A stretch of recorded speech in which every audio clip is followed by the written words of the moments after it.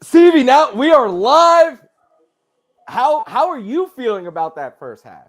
Hey, I feel like they've been watching us. I feel like they listening. They tapped in. You know what I'm saying? Did you not feel the energy change? Ball getting out quick to Khalil, giving the ball to Cook.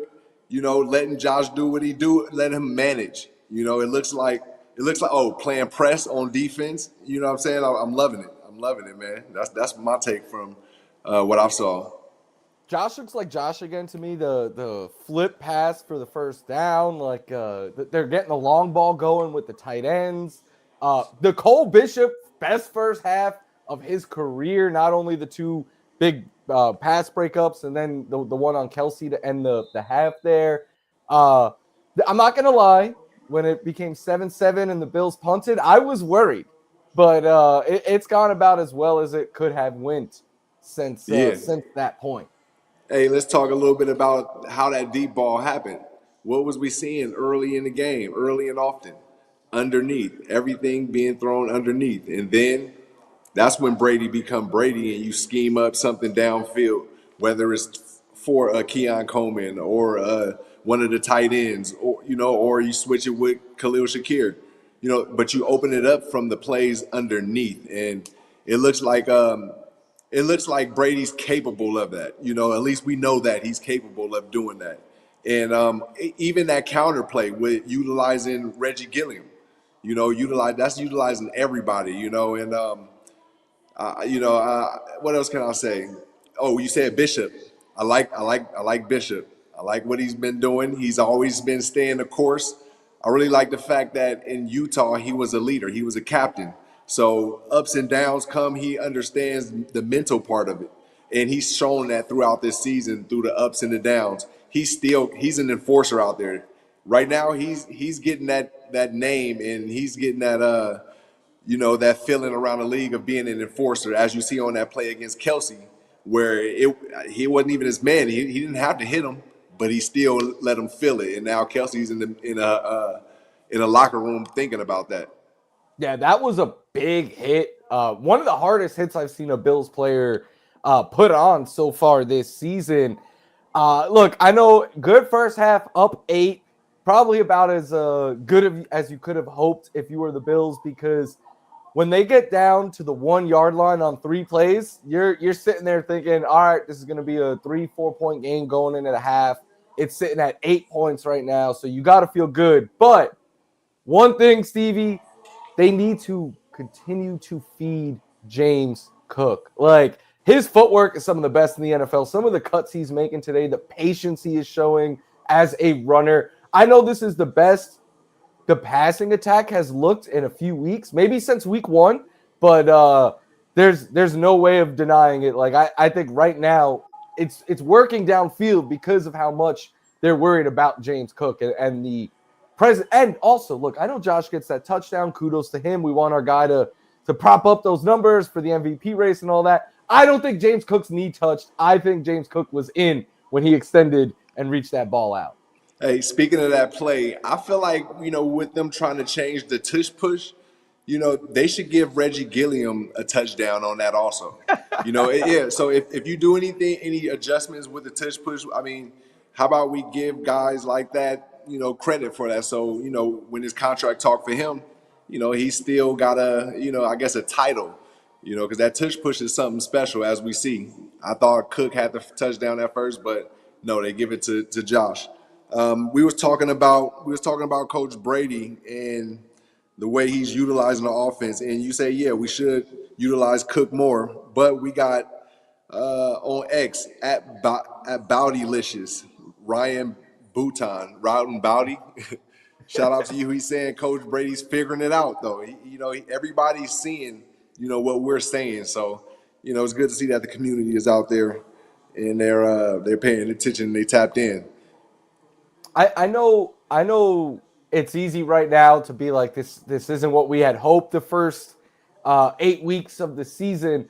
I think it's also important to remember Josh Allen's stats this time of the year compared to this time last year pretty similar, and the offense, I know it's easy to say like it didn't get clicking until they got Amari Cooper, but it was really the second half, the getting the tight ends more involved, getting Shakir way more involved, something we were pretty vocal talking about this week on the show. And then I want to give credit to the defense. I know we talked up Cole Bishop right now, but they're doing a good job up front of making Mahomes uncomfortable, not giving him time, and even a better job, I think, on Rashee Rice. I know he had the touchdown, but Rashee Rice is kind of the last 2 weeks he's been their passing attack, and the Bills have done a good job keeping him in check so far. I mean, if you look at the plays that Rashee Rice made, that was over 10 yards, it was because the Bills played off. As soon as he played off, then he made that play. The only play that was made during press was the play to Hollywood Brown over Christian Benford. And you can live with that because you got your big-time player going up against their big-time player, and they got us on that. So, okay, cool. But throughout the entire game, you haven't heard anything about those players except for Mahomes is getting pressured. Why? Because he can't get the ball out to those guys who's playing cushion, running routes against cushion DBs. So I like that part. I like the fact that Babbage woke up after Worthy made a play, I believe, and then he kind of put Max Harrison on him, and Max got a little physical with him, and then they went to the opposite side, and that's what we want. We don't want to see guys go in and giving cushion and trying to read routes. Guys are too good. So you got to get physical and then expect your defensive line, like you said. Those guys ended up putting that pressure. Joey Bosa. I feel like they did well, and they got some stats taken away from them due to the refs calling bogus flags. So it's kind of went both ways, but yeah, it's been an interesting game so far, Guru. I'm interested in seeing what this second half looking like. Yeah, no disrespect to the great Trey White. He is a legend at this stage in his career. Please do not put him on Xavier Worthy, the fastest person in NFL Combine history. Maxwell Harrison has that speed to match up with him. Then you could use Trey White and his ball skills on, I know Marquise Brown is really fast as well, but there's also Juju, there's Kelsey, there's a number of different ways. I love that you call Jordan Poyer on Twitter Senor Big Dubs. Like he's showing out right now. Jordan Phillips with a big play. Some of these guys that had to step up. But Stevie, you've been in big games before. You've been in these locker rooms before. If you're in the Bills locker room right now, what are you saying? Oh, I'm fired up. I know you feeling the vibes. I know the teammates are feeling the atmosphere, the community, and they know that they can score on every drive. The defense know that they can get physical and we can compete with these guys. So I'm looking forward to telling them boys hey, let's get out here and finish the deal. Let's finish the deal, man. Yeah, we got a caller too. Drew is on the line right now, per our producers. Drew, welcome to the show. Yo, Buckets, what's good? Legend, Guru, what's going on, fellas? All right, brother. How'd you like that first half? I like it a lot. We're doing good things. We're moving the ball. Our defense is firing off on the right things. I like how we switched from zone to lockdown man. I think that needs to continue in the second half. But I do have a question for you guys. Okay, fire. Shoot. Do you think we get Keon Coleman and Shakir more involved in the second half, or do we keep feeding all three tight ends like we have in the first half as it's working? Do we continue to bust out with the tight ends and going ham on that, or do we try to implement some more wide receiver routes in there to break down that defense even further? Yeah, so honestly, I'll start off with answering this one. I'm going to say continue feeding Khalil first. Start off with that target heavy like we've done in the first half, and then you can sprinkle in some Keon if that first target isn't open. But I don't think we make it an issue to try to get somebody else involved. You still can get those tight ends involved just because 100% of the time Khalil's not going to be open, so that's when Josh can read the field. So, yeah, that's my point. Continue to go to Khalil, run the ball, and then Khalil again. And if Khalil's not open, then you find your tight ends. And that's how playmakers playmake. And Josh is managing his playmaking skills very well, from my opinion. Guru, what you feel? I agree with Shakir. They're using him as like an extension of the run game almost for outside runs and stuff.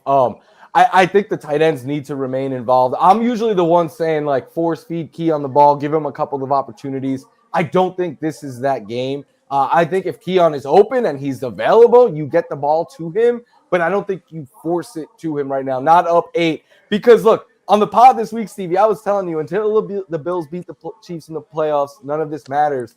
The Colts lost today. The 1 seed in the AFC is very much so up for grabs. I know the Patriots won. It came down to the wire against the Falcons. They are coming up every week down to the wire against teams that are not that great. So the division is very much so up for grabs. This is a huge, huge game. Not just, I know it doesn't matter until the Bills beat them in the playoffs, but for this season, this is a ginormous game. So you got to do whatever you got to win, even if that means going to your options that aren't Keon Coleman. Yes, sir. Buckets. Buckets. Hey, get ready for another wild, entertaining second half because we know the Chiefs not going to go away, brother. You know that, right? Oh, I know. It's never over until that final whistle blows and the flags are off the field. I know that for a fact. Also, don't take James Cook off the field in the second half. Oh, yes. Let's look out for that. Let's look out for that. All right, fellas. Go Bills. You do you. Have a great second half. You as well, Drew. Go Bills, brother. Stevie, look, you're keeping a close eye on everything going out there.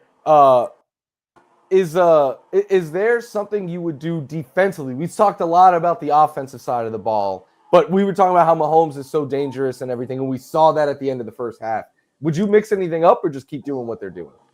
Yeah, I would slightly do what they're doing already. You know, as far as press, I've seen them press a whole lot more than I've seen in the past. So I like that part of it. I don't want them to do the press and then run off into a zone because NFL players were prepared for that. Trust me, that bell is not going to fool anybody. So just continue to press and ride that man until you get to your zone. So that's a technique that they can utilize while still calling the same plays. I would say on defense, you brought up a good point. If IQ come into a point, if Trey's on Xavier White and then they're matched up on that side and there's another DB, maybe he just hit the pressure and he sent the blitz just like Benford did on the opposite side. You know, I really like that. Yeah, that was a nice one. So just sending Trey and then the DB understanding I'll pick up. You know what I mean? And then that pressure is just where Mahomes is gonna have to make a play or not. And we've seen the Bills win more times than not in that first half. Yeah, the crazy thing to me is 21 points right now. The last few Bills-Chiefs games, at the end of the game, the Bills are sitting in somewhere in the low to mid 20s in points. This has the feel of like a game from a few years ago where it used to be 30 to 30 something each side. You're gonna have to keep your foot on the gas offensively. I think defensively, Stevie, you got to get pressure on Mahomes. And I like the Benford play there. Yeah. I like getting creative with your DBs and stuff because if you give Mahomes time, not only could he throw all over you, one thing that hasn't been a factor yet is his legs, and we know that he has that in his game as well.